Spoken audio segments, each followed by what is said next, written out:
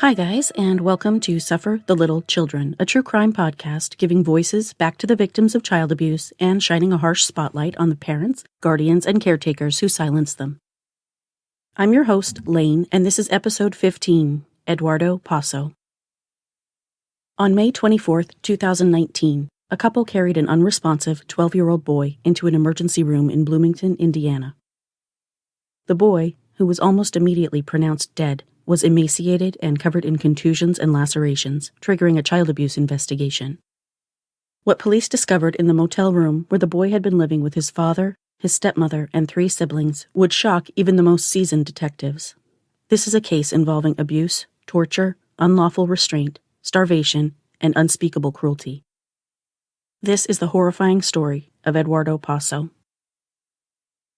My sources for today's episode are WBIW, Indiana Public Media, Fox 13, NPR, CBS 4 Indy, CNN, the Bradenton Herald, thefuneralchapel.net, Monroe County Sheriff's Department, Crime Online, and the Justice for Eduardo Posso Case Discussion Facebook group. Before I jump into the story, I want to give a shout out to my first 2 patrons. Huge thanks to Amanda from Crescent, Pennsylvania, and Amber from Midland, Texas, for pledging your monthly financial support to the podcast. Every little bit gets me that much closer to my goal of devoting myself full-time to Suffer the Little Children, both the blog and the podcast, and maintaining my rigorous schedule of weekly episodes and frequent blog posts. Pledges of any amount get you a shout-out on the show, and there are different reward levels as well. If anybody's interested in making a monthly pledge, you can visit www.sufferthelittlechildrenpod.com and click Become a Patron. You can also make a one-time donation via PayPal to sufferthelittlechildren.pod@gmail.com. Thanks again, Amanda and Amber. You guys are awesome. And now let's get into today's story. This is going to be a very difficult one.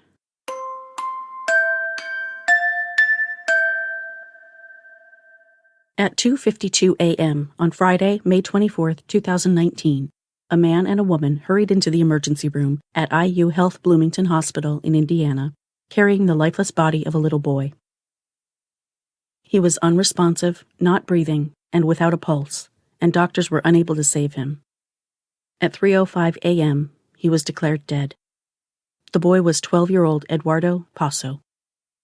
The woman, 25-year-old Diana Medina Flores, told the doctors that the night before, her stepson, Eduardo, became sick and incoherent and was too weak to feed himself. The next morning, she said, she found him unconscious and cold to the touch, which is why she and her husband, Eduardo's father, Luis Posso Jr., brought him to the hospital.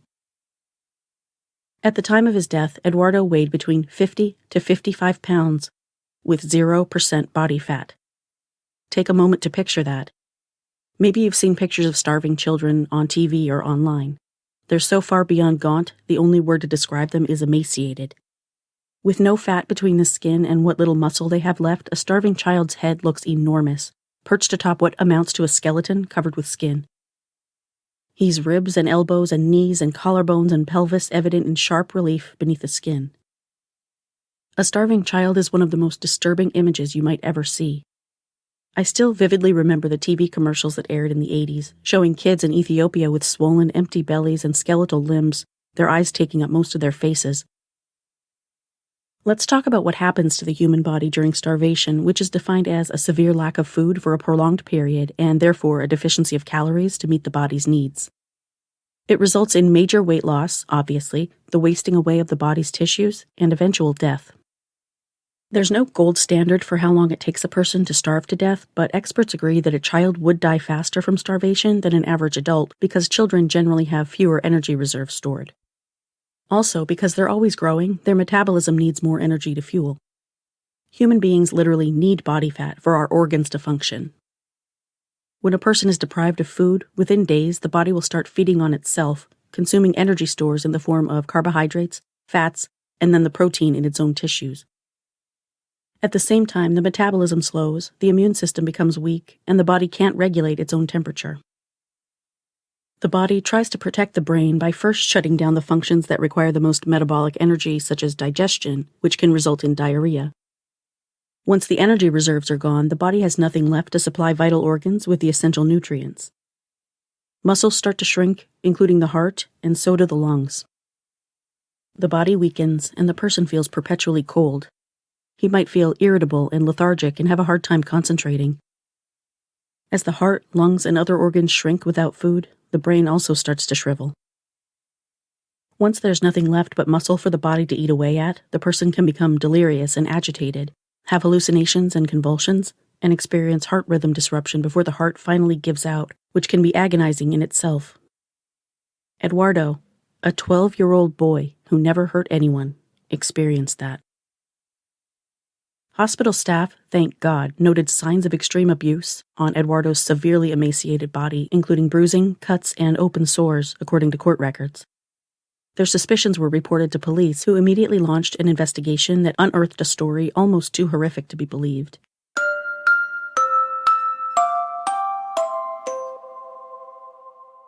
Luis Eduardo Posso, Jr. was born on December 23, 1986, to 27-year-old Dolores Posso and 22-year-old Luis Posso, Sr.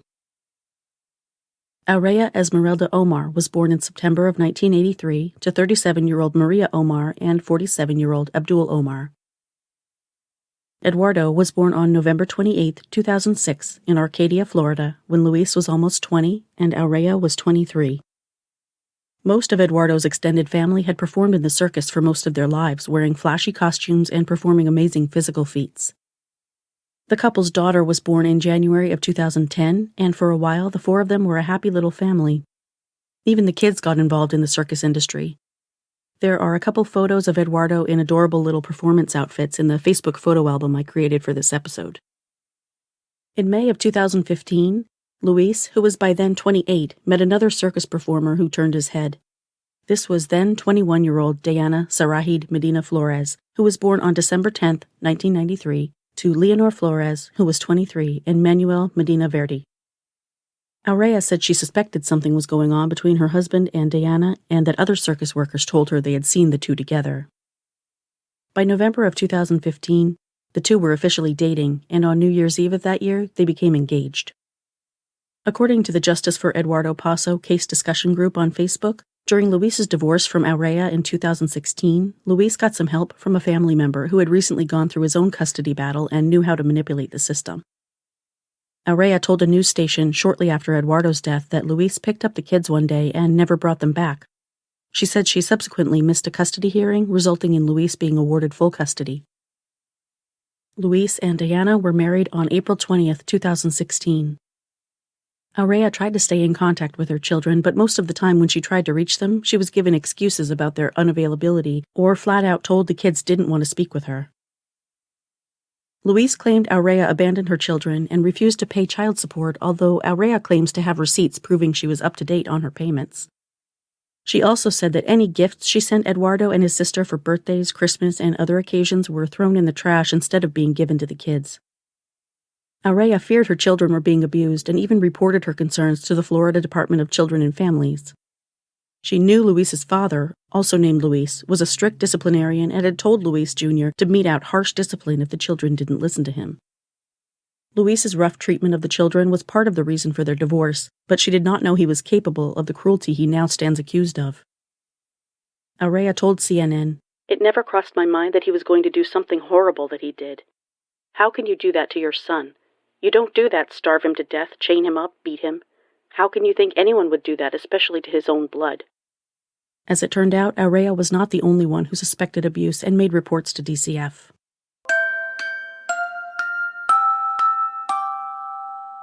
Within an 18-month period between 2017 and 2018, DCF investigators were called 5 times to the Posso family's efficiency apartment near Mayaca City, Florida.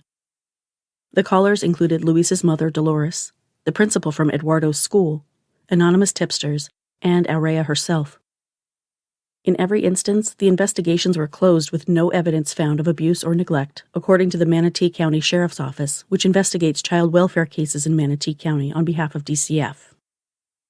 During one incident report from March 2017, a tip came in from the school the children attended, alleging the parents were hitting the kids daily and that the children were living in horrific conditions. That report also mentioned that Eduardo got no help with his schoolwork. Investigators interviewed Eduardo and his sister, who claimed that when they got in trouble, Diana would hit them on their arms with a belt. Diana denied the accusation, and the investigation was closed. On September 5, 2017, Eduardo's grandma, Dolores, reported to police that her grandson was being abused by his stepmother. She asked Eduardo about a blue bruise next to his eye, and Eduardo had told her Diana hit him on the head several times after finding out he hadn't finished his homework. Later that day, when a deputy interviewed Eduardo, Luis, Diana, and Eduardo's sister, he was told Eduardo hit his face on the trampoline while attempting a flip. The case was closed, and the claims were determined to be unfounded because no crime occurred. It sounds to me as if the family either made a story up beforehand or were interviewed all together, which is completely unacceptable in a child abuse investigation. In November 2017, another investigation was opened when it was reported that Eduardo was burned during an incident with his father. Eduardo told police he didn't know how he got the mark on his arm, but he admitted his stepmother was mean to him and at times hit him with a broom. Both parents denied these claims, and the case was again closed. The next report came in February of 2018, alleging Diana yanked Eduardo's sister to the ground by her hair after telling her she couldn't use the bathroom. The case was also closed after investigators found the house was clean and the children appeared healthy, happy, and safe. Another report came on November 1, 2018, this time stating that Diana hit Eduardo in the face and left a bruise. This time the case was closed when investigators concluded that Eduardo obtained the bruises during juggling practice. It was noted in the report that the family performed in the circus. The last time Eduardo was seen by investigators was on December 3, 2018, when he spoke with a detective and a child protection investigator at the Manatee County Sheriff's Office and denied being abused. On that day, a photo was taken of Eduardo sitting in a chair and smiling. He does, however, look significantly thinner than in previous photos taken of him throughout the years. His Aunt Rosalba used to call him mi gordo, which directly translated means my fat, although in Spanish it's a term of affection. The Sheriff's Office has reviewed all 5 of their investigations since Eduardo's death. Sheriff Rick Wells is satisfied with how the investigations were handled, according to MCSO spokesman Randy Warren, who spoke with multiple news stations regarding the prior abuse allegations. In each case, investigators went in and looked at what some claims were, and they found no signs of neglect or no signs of abuse. It's very evident that what happened to Eduardo had happened to him during the last couple of weeks or months, but we didn't see any signs of that when we were doing investigations. Looking back at it, we feel very confident that we did everything that we could to find signs of abuse and neglect, and they did not exist at that time. We had the same result. There were no signs of neglect, no signs of abuse. The child, Eduardo, was able to talk to us and denied that there had been any abuse. He was seemingly healthy, seemingly happy. I'm sorry to say, it sounds like bullshit to me. You can't take a parent's word in a situation like this, and you certainly can't interview the child with the parent present. 2 days after Eduardo was interviewed at the sheriff's office, Luis and Diana withdrew Eduardo and his siblings from Mayacas City Elementary School. Shortly thereafter, the family moved out of town. Jessica Nelson, a child care provider at the Mayacas City Community Center, spoke to a reporter after the news broke about Eduardo's death. His parents seemed great. They seemed nice, down to earth, hardworking people. If he seen somebody that needed help, he helped them. Whether it would be with something with homework and a game, he just helped everybody. Aurea had no idea her children were no longer living in Florida. The last time she saw Eduardo was during Thanksgiving in 2017. She described Eduardo during that visit as skinny, but said he explained that was because he had been eating cereal for dinner after his school raised concerns about his weight.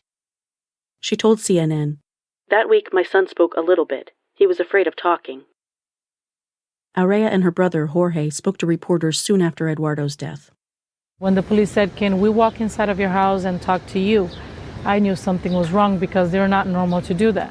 You try, to make sense, because it seems like I'm still sleeping. There's no way that something like that be true. I want to see him. I want to kiss him, however he is, and tell him I'm sorry. Yeah, I did everything I could, but it wasn't enough. Nothing worked. No one will listen, and this happens now. Now my son is dead. He had a horrible death, and you don't even do that to an animal. Chain it up like that and abuse it the way he was abused. Every time I tried, nobody would want to listen. I went crazy. I didn't show him anything, but I was in my mind thinking of, what can I do? Oh my God, I have to do something because this is not right. You have to see something is wrong there. They just don't go and, you're fine, and that's it. A former neighbor from Mayaca City, Aurelie Cruz, wrote on the Justice for Eduardo Posso case discussion Facebook group, "We lived close to them in Mayaca, and we did notice right away that something was not right, because every time I would offer them a ride home in a rainy day, Eduardo would tell us no and grab his sister's hand and start running like afraid. And my daughter did bring it up to Diana, and she told my daughter that their van was in the shop, and my daughter told her that we could pick them up to take them to school and after school drop them off at home. And she told her no. Then after some weeks, she called my daughter, stating she was selling furniture because she was getting new furniture. But never did she say she was moving out. Then I found out by Facebook what had happened. Still can't believe what happened." Aurelie continued, "We even saw when both him and his sister would run from their house on rainy days, and Diana would be following them in the van all the way to the bus stop, and then she would toss the backpack like in an ugly manner to him, and we would feel so bad. And by then we had heard CPS had been called to them, and they wouldn't do anything. That pissed me off, and I remember telling my daughter, 'She's a damn bitch.'" The Bradenton Herald interviewed another former neighbor, Karen Graham, who lived next door to the family's apartment in Mayaca City. She told the newspaper that she and her husband watched as the 12-year-old boy was forced to move his father's heavy circus equipment off the porch every day so he could sweep it. Karen and her husband often saw Eduardo wearing shoes that were held together by tape. She asked for his shoe size and if she could buy him a new pair, and the next day he had a brand new pair of shoes. She said, "I know his parents were listening, or he said something." Karen's husband managed to have a private conversation with Eduardo before the family moved away, encouraging him to work hard in school and telling him he could become anything he wanted and get out of his current situation. Karen said, "I would do anything for that to have turned out different. I just loved him, and so did my husband." One day when I was coming back, I seen him. He was picking up trash, and I was really upset because, he's a small boy. He shouldn't be forced to pick up the garbage and stuff. And I came in. I was complaining about it, and my husband's like yelling, and told him they should clean up. He should get out there and clean up his own trash. And why has he got, this little boy doing it?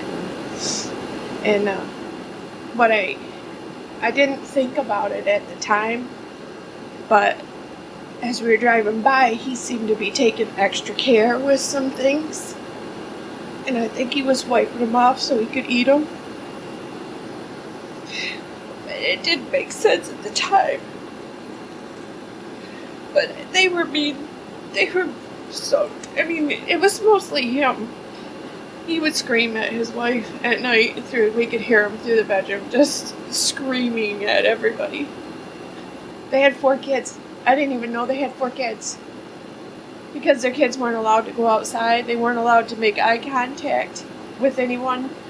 My husband once waved at the little girl when she was getting clothes off the line, and her dad told her, "We don't appreciate any interaction with our daughters." And my husband says, "Well, I take offense to that." He goes, "You take it anywhere you want." He said, "But I don't ever want you to wave or even glance at my daughters ever again."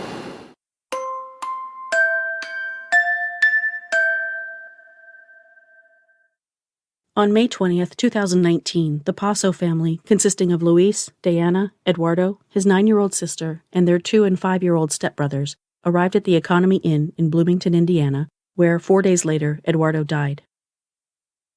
Luis and Diana worked for a Florida-based advance advertising business that was contracted by Cirque Italia, a traveling circus, to distribute advertisements. For its part, Cirque Italia gave a statement distancing itself from the Posso shit show. The statement said that Luis and Diana had no direct connection with the circus itself and that the company feels terribly about the tragedy that has occurred and will give what limited information they have to assist in this investigation, according to a spokesperson for the company. The probable cause affidavit for Luis and Diana indicates that investigators who searched the motel room where Eduardo met his tragic end found chains, cords, padlocks, restraint cuffs, and an electric shock dog collar. A webcam was found attached to the towel bar.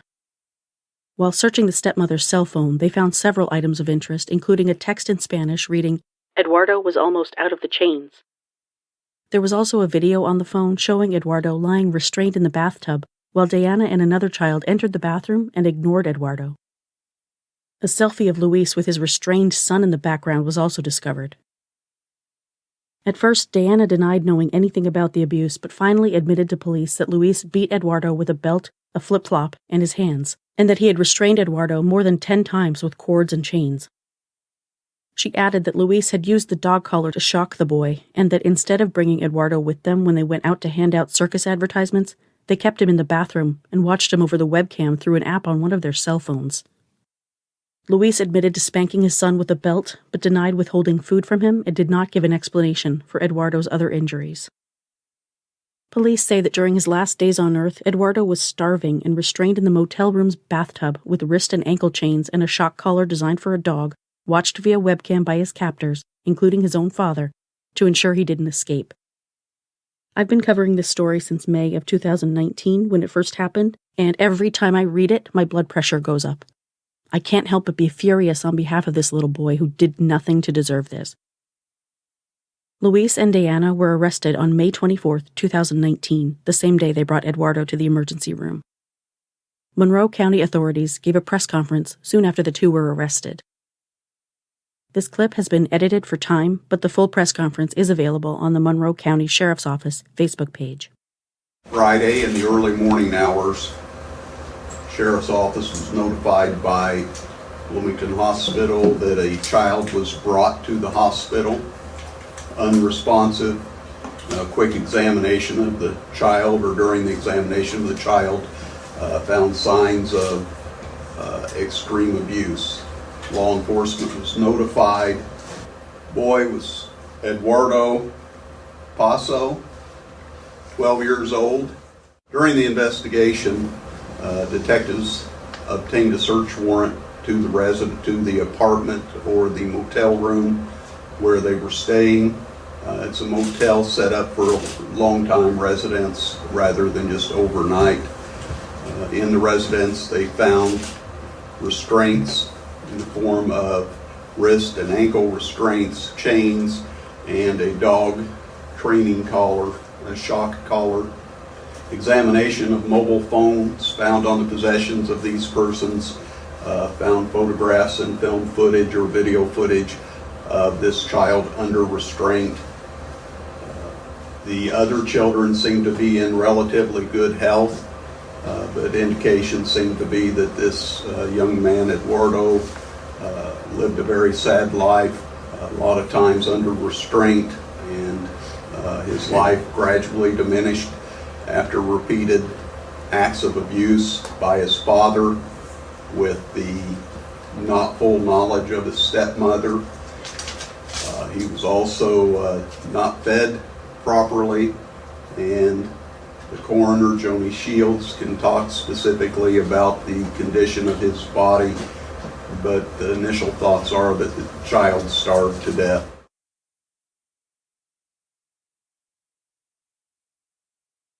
Right now in the Monroe County Correctional Center, we have the father, who is Luis Eduardo Posso Jr. The stepmother, Diana Sadahid Medina Flores, is also in jail on same charges. At this time, for any particular questions you have about this situation, I'm going to turn this over to Detective Lieutenant Jennifer Allen. My name is Jennifer Allen. I'm Detective Lieutenant from the Monroe County Sheriff's Office.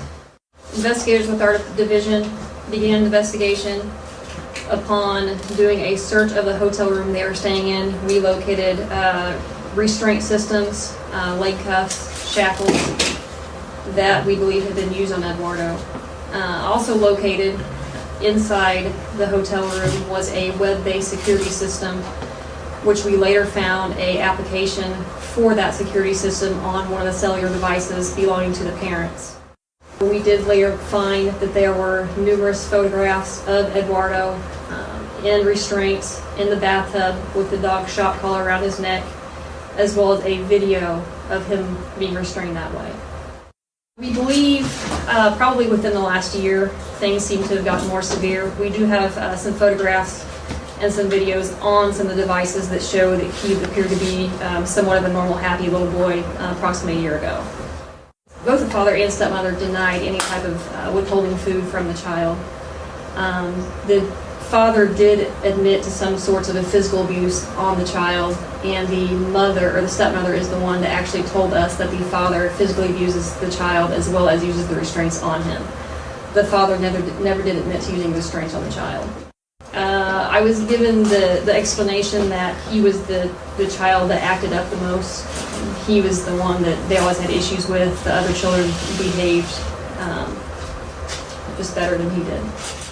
Everybody involved with this case has been very deeply affected and will be affected until the end of our career, let alone the end of our lives. I mean, there's really no words for this type of abuse and how it affects all of us involved with it. He seemed to decline more rapidly over the last 24 hours.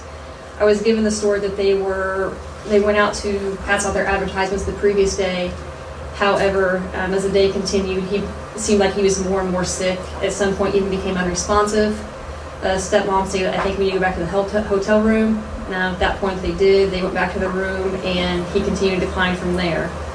And then around the early morning hours prior to them bringing him into the hospital is when they realized he wasn't breathing and then rushed him into the hospital. It's my understanding from talking to some of the family that they didn't get to see the children. They didn't bring them around. They often hid the children from them. It's our belief that they left Eduardo in the hotel room by himself sometimes when they actually went out and passed out the advertisements. So I don't think they... That explains the surveillance system when Yes, they're watching him. exactly. Yeah, so I don't think they brought him into the public eye very often. If you see something out of place, something that doesn't look right with the child, if you think they're in danger, if you think they need help, please call and tell someone. You may be the one that saves that child's life and not even realize it. So, I'm Joni Shields, Winter County Coroner. I can answer any questions to the best of my ability at this point. There is some things that obviously we don't know yet, and that would be cause of manner. That is pending further investigation at this time. He was severely emaciated, weighing approximately 50 to 55 pounds.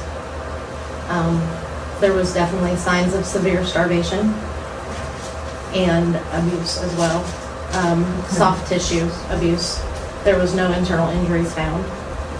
No broken bones. It was all bruises. Bruises around it. On what parts of his body? All over. All over? All over.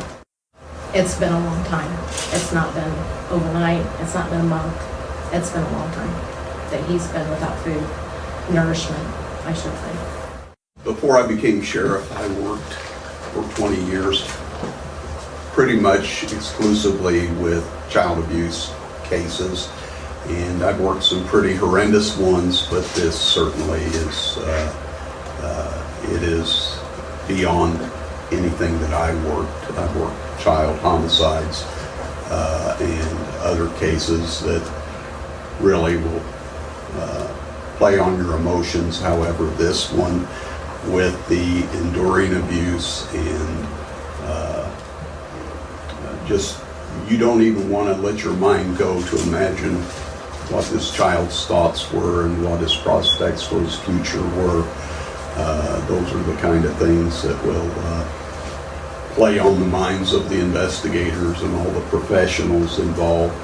I was told that the emergency room doctor had a pretty emotional experience as a result of having to do this examination and just seeing firsthand the results of the cruelty that some people can place on another one, especially a child that's defenseless. And you can just imagine turning a fan off, and his life just slowly came to a slow, painful, merciful halt at one point. I cannot think of, in 30 years, a case like this. Most of the time, the abuse that results in death is a result of a very violent act in which a child has died. But I can think of another case where an invalid child was just not taken care of properly by a parent, who would not seek help for the child or get professional help for that child.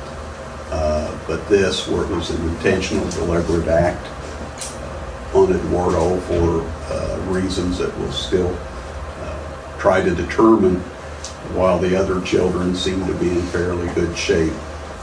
I can also imagine the thought process as these children become adults and realize the horror that they lived in, where a sibling is placed in shackles and not fed as well as them, that this was just a normal life for them, and to make the adjustments of what's a normal life and what isn't, that I'm sure this will be with these children the rest of their lives as well. Authorities said the couple's 3 other children, who were immediately taken into the custody of Child Protective Services, all seemed healthy and well-nourished. The evil couple told police that Eduardo acted up the most and was therefore singled out for the abuse. This phenomenon, sadly, is not uncommon and is referred to as scapegoating, targeted child abuse, or the Cinderella effect. I've talked about this phenomenon before in my episode about Ray Lee Browning. Targeted child abuse obviously affects the targeted child, but not surprisingly, it also has lasting effects on the children in the household who aren't abused. These kids might initially reach out to help their sibling, but when they are admonished or punished, they come to realize it isn't safe to behave in an empathetic way toward the scapegoated child. They develop what some experts call empathy deficits to protect themselves from the effects of witnessing the maltreatment of their sibling, leading to a distorted view of relationships in the future and opening the door to the possibility of the child eventually developing a cluster B personality disorder, such as borderline, narcissistic, or antisocial personality disorder.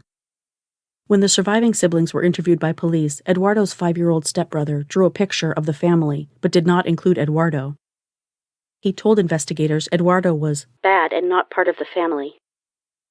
Eduardo's 9-year-old sister told investigators that Eduardo was thin and had stopped eating, telling them that her parents tried to give him medicine and would punish him for refusing to eat.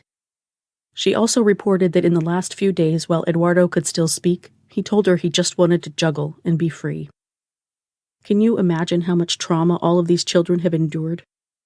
I really hope Eduardo's sister and stepbrothers are getting the emotional support and psychological help they need.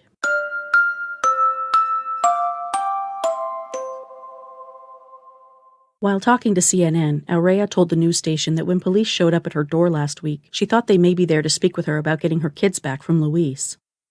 She had no idea the police were there to tell her precious boy was dead.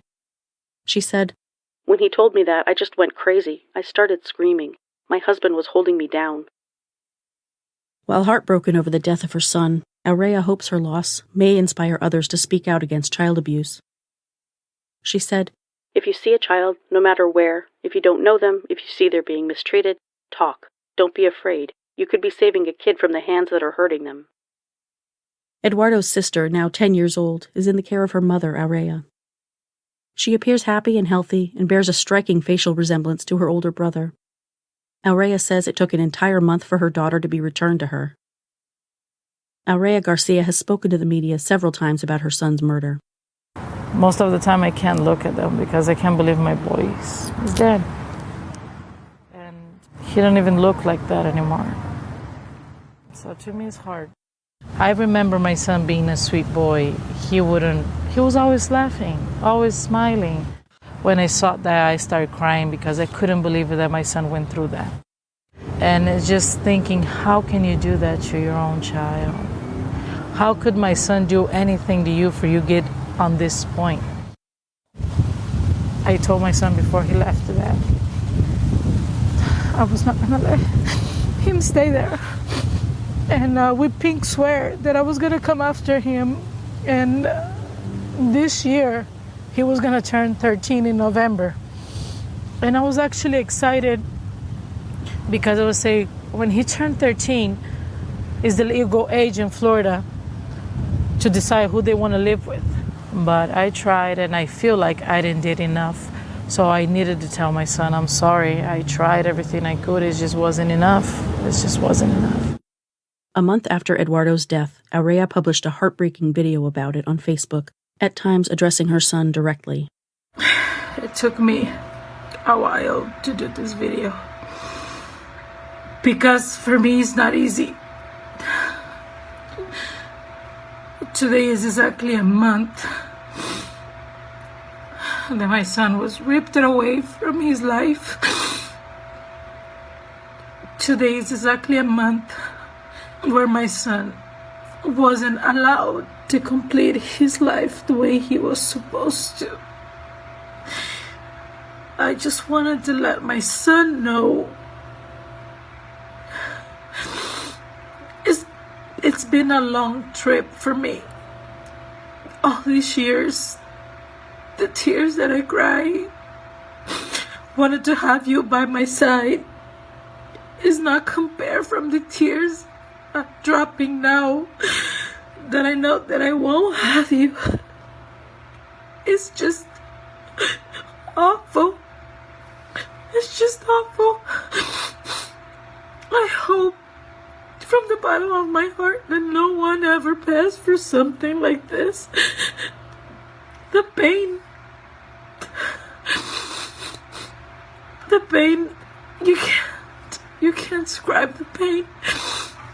When my mom passed away, to me, I thought it was the worst pain you can ever feel, but it's not. Losing your son is the worst pain that can be, knowing the way he passed away, the horrible way he passed away. They say when the time goes by, you start feeling a little better, but that's not helping me. That's not working for me. The time goes by and the pain is even worse because I become more and more in the reality that my son is not here. The only thing that's keeping me up is my daughter, because I have to be strong for her. I have to prove to Indiana State that I'm okay, and then I will be beside her to raise her the right way. After she's been seeing so much bad things around her. But I can't be this way, because only a mother knows how much we love our children, how much we want to take care of them, and I try to take care of my kids. And those monsters take them away from me. The wrong way, they take them away from me. I just wanted to tell my son, it was really hard for me to make this video, but I just wanted to tell him, I love you, baby, and I always did love you like a crazy woman. I loved you. Papi, I tried. And I didn't stop. Even this year, we went to court twice, Papi. I didn't stop trying. And I know you know that. I know you know that. You know that Mommy was always trying to be with you. Mommy was always trying to get you back to me. I'm sorry if you weren't strong enough to hold yourself. I love you. I know you're with God right now. And I know we're gonna see each other again. That's the only comfort I have on my heart right now. That we will see each other again. And the eternity life, we're gonna be together for eternity. And there's not gonna be no one to separate us. No one. Nothing. And we're gonna be together for the eternity, Papi. Mommy loves you. I'm sorry. I know you did this to save your sister. Because you were a savior, just like your name means. The meaning of your name is savior, and that's what you are. Love you, Papi. There were no official funeral services for Eduardo, but family and friends by the dozens gathered at the Mayaca Family Worship Center in Florida on the evening of June 2nd, 2019, to remember him. Pastor Lynn Howell had this to say about the beloved little boy. If Eduardo lived for no other reason, he lived for this: to bring awareness to a system that's broken. Bad things happen to good people, and I do know bad things happen to people because others make the choices they do. Let's take a minute to remember Eduardo. According to loved ones, he was a talented chef who loved to cook scrambled eggs. From his obituary, Eduardo was born in Arcadia, Florida on November 28, 2006. He had a beautiful and contagious smile, and he was very loving and sweet. Eduardo enjoyed playing video games, fishing, dogs, horses, playing the drums, motorcycles, and playing like any other kid. His favorite thing was jumping on the trampoline. Eduardo loved shoes and enjoyed going with his uncle to the shoe shop. Eduardo loved playing with his cousins, was very helpful, and had the warmest hugs. He will be greatly missed. Eduardo's paternal aunt Rosalba posted the following on Facebook 2 days after her beloved nephew's death. Sweet boy, there are no words to describe the pain I feel. You are always going to be in your Tia's heart, and you'll always be my favorite only love of my life, as you would say. Only God knows how much we fought for you. I love you so much. Rest in paradise, my little angel.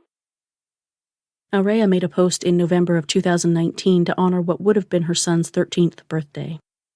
November 28th is the day my life changed completely, was the day Eduardo was born. It was the day I found my first love. He was going to be 13 years old, the age that I was waiting so much for, so I could take him to court and save his life. On the 28th of this year it will be Thanksgiving, but it's still going to be at the most hardest Thanksgiving I will ever be, but I'm still making the dinner and celebrating his birthday at the same time, because he deserves it. They didn't celebrate his birthday for 4 years. At least after he passed away, Mommy will do his birthday so he can see it in heaven and be happy that his birthday he finally was celebrated. I love you, baby. I can't wait to see you again, my love. I can't wait. I've only been able to find one clip of Eduardo himself, but his sweet little voice makes my heart hurt. Crazy dog! Crazy dog! Crazy!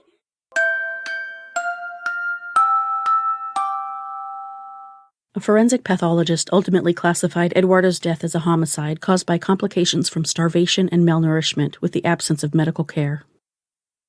Eduardo's body, which weighed only 50 to 55 pounds, was covered in contusions, lacerations, and ulcers, and his autopsy performed by coroner Joni Shields showed that Eduardo was severely emaciated. The only thing found in Eduardo's stomach was his own hair.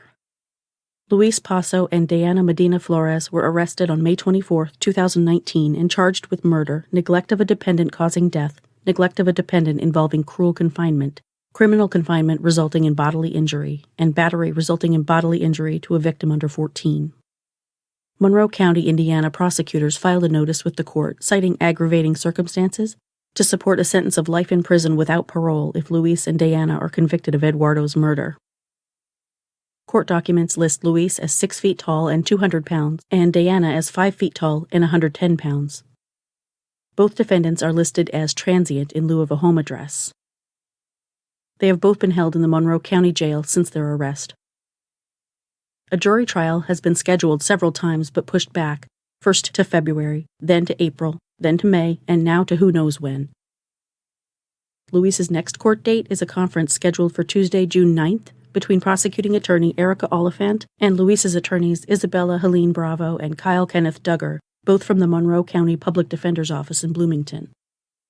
Diana's next court date is set for July 21st at 3 p.m. and is also a pretrial conference. Her court-appointed attorney is Joseph Lozano of the Lozano Law Office, also in Bloomington. With all the video, photographic, and physical evidence prosecutors have against these two, I'll be really surprised if at least Luis, and possibly Diana as well, doesn't accept a plea deal. We can only hope that if they're both convicted, they spend the rest of their lives imprisoned. Even then, there's no way they could ever suffer in confinement the way Eduardo did. This story hurts my heart so much. Whenever the victim is close in age to one of my own kids, it's a little harder to stomach, and I have a 12-year-old right now. I can't begin to imagine someone treating him or any of his classmates or peers this way. They're so full of life and personality at this age, dreaming about their futures, figuring out who they are and what they love. To restrain, confine, neglect, and deprive a child at this age when he's surely fully aware of what's happening to him seems especially cruel. This poor baby must have had so many questions in his mind over the last few months of his life. Why are they doing this to me? Am I bad? Is this my fault? Does my father love me? Where's my mom? Why hasn't she saved me? Is my sister safe? How long is this going to go on? Am I going to die? My chest actually hurts to think about it. Rest in peace, Eduardo. Wherever you are, I know how loved you are, and I know you're out of pain, sharing that sweet smile with everyone around you and juggling to your heart's content. That's it for this week, guys. Join me next week for another case. Please subscribe to Suffer the Little Children on Apple Podcasts, Google Podcasts, Spotify, Stitcher, or your favorite podcast listening app. You can also subscribe on YouTube by searching Suffer the Little Children Podcast. Visit the website at sufferthelittlechildrenpod.com, where you can listen to episodes, leave a voicemail, and become a patron for rewards ranging from a shout-out by name on the show to exclusive show merch. Follow me on Facebook, Instagram, Pinterest, and Tumblr at Suffer the Little Children Pod, and on Twitter at STLCpod. I've posted a photo album for today's case on Facebook and Instagram.